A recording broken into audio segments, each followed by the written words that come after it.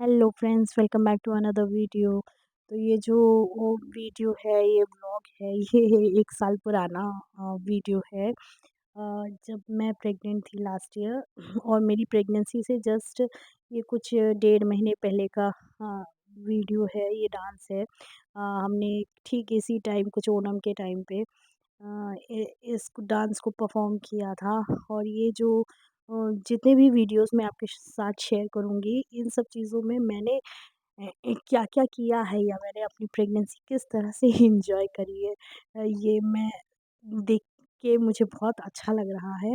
हालाँकि हमेशा ऐसा नहीं होता है कि प्रेगनेंसी में हम जो चाहें एकदम वैसे ही प्रेगनेंसी चले और बहुत आप एन्जॉय करें। हालाँकि मेरा फर्स्ट ट्राइमेस्टर तो बहुत डिफ़िकल्ट था मेरे लिए।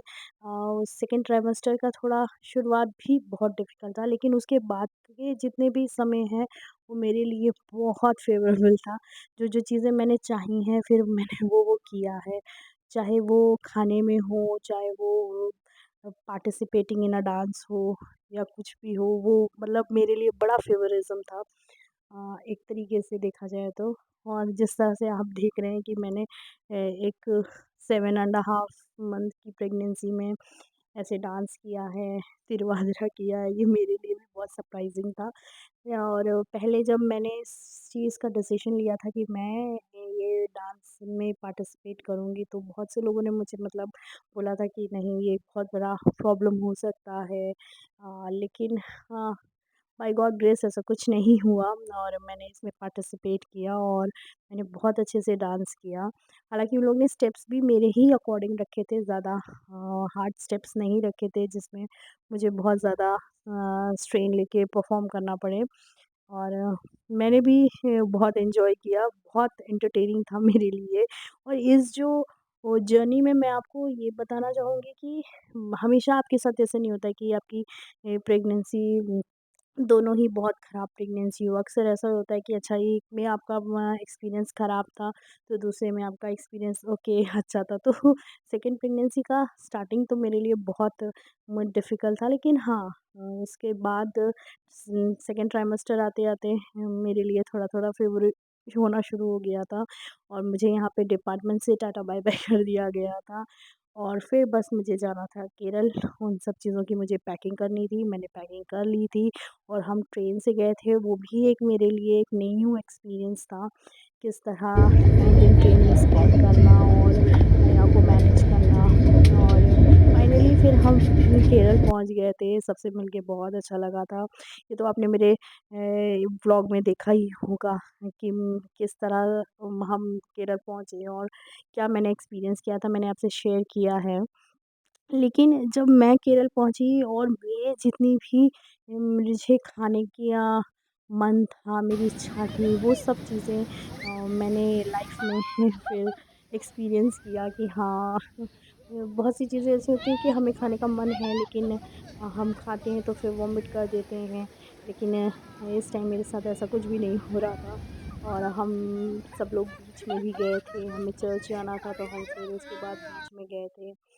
और ये मेरी मदर इन लॉ फिर बीच में रेस्ट कर रही थी।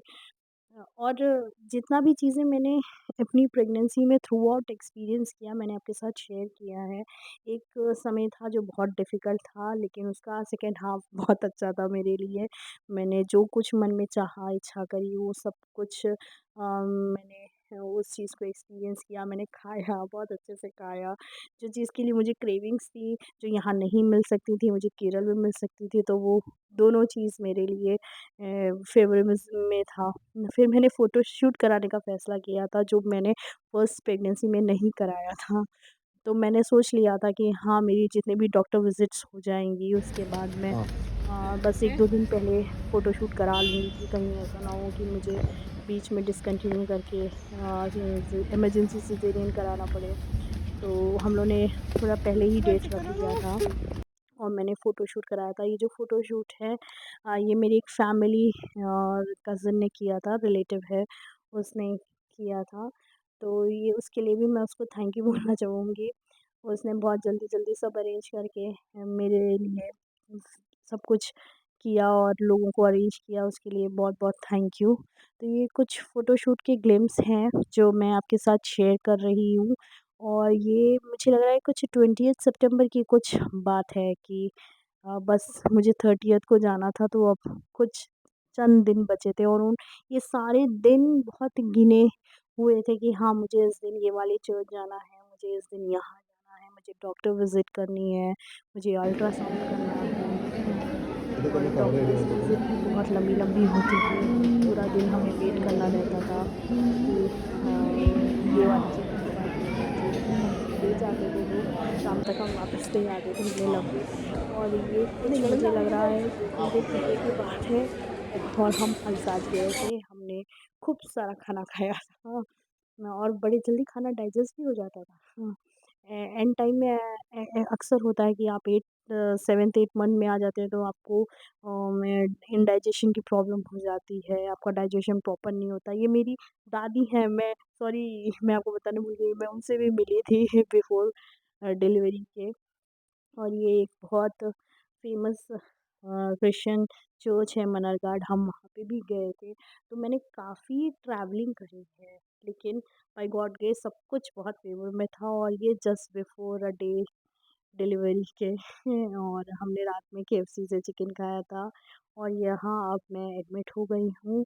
ये 29th ऑफ सितंबर है, और वो सारे प्रोसीजर्स सब स्टार्ट हो गए थे। मैं राजगिरी हॉस्पिटल में एडमिट हुई थी डॉक्टर वीपी पाइली के अंडर में, और यहाँ पे भी मेरा एक्सपीरियंस काफ़ी अलग रहा है। जिस तरह से यूपी में एक सिस्टम है, एक चेन है, वहाँ पे इससे एंटायरली डिफरेंट है। सब कुछ पेन मैनेजमेंट और आफ्टर डिलीवरी के प्रोसीजर्स सब कुछ काफ़ी डिफरेंट है। और फिर बस ये मुझे ले जाया जा रहा है, और ये 30th सितंबर मॉर्निंग में 12 बजे एडन दारिस एडन जोए दारिस आ गए हैं। सब लोग बहुत खुश थे। हम लोग मैं तो हॉस्पिटल मैं तो ऑपरेशन थिएटर के अंदर थी, तो मैंने तो इससे अभी मिली नहीं हूँ। ये फैमिली के साथ एडन से मिल चुकी थी। मैं कुछ 3:30 या 4 बजे तक तो ऑपरेशन थिएटर के पोस्ट ऑप में ही थी। मुझे 4 बजे का शिफ्ट था, तो एडन से मैंने मुलाकात की थी। उससे पहले तो बस उन्होंने मुझे एक ग्लिम्स दिखाए थे उसके, और फिर वो से शिफ्ट कर दिया था, और क्योंकि एडन को थोड़ी-सी ब्रीथिंग डिफ़िकल्टीज़ हो Baby रही थी, boy, baby तो boy. इसलिए शायद, या फिर भी डिलीवरी के ड्यूरिंग कोई कॉम्प्लिकेशंस की वजह से हो, छोटे-मोटे उसकी वजह से था कि पता नहीं, एडन को 4 ही बजे 4-5 बजे ही यहाँ लाया गया था। और ये आप सबके चेहरे पे खुशी देख के सब लोग अपने एक वन एंड ओनली ब्रदर से मिलके कितना खुश हैं। और सबसे अच्छी बात तो ये है कि उस दिन हारिश का बर्थडे है, उस दिन एडन का बर्थडे है, तो फिर फाइनली हमने एक केक कट किया था, और मुझे Happy birthday 2.5 दिन वहाँ रहना था, क्योंकि फिर एडन को जॉन्डिस वगैरह था, तो हमने अपना स्टे थोड़ा बढ़ा दिया था, तो Happy हमें 3 दिन birthday, वहाँ रुकना पड़ा, happy और कुछ birthday. 4 दिन तो हम वहाँ से घर के लिए रवाना हो गए। तो ये एक बहुत अच्छा समय था जो मैंने अपनी डिलीवरी में बिताया और आपके साथ शेयर किया। और अब देखती हूँ तो ऐसा लगता है कि सच में वो कितना अच्छा दिन थे। हालाँकि ऐसा होता नहीं है कि हमेशा आप अपनी डिलीवरी एन्जॉय कर सकें। आपने अपनी डिलीवरी को कैसे एक्सपीरियंस किया है? आपके जो भी एक्सपीरियंस हो प्लीज़ नीचे कमेंट करिएगा, और मेरे वीडियोस और को लाइक करिएगा, चैनल को सब्सक्राइब करिएगा। Thank you for watching. Bye bye.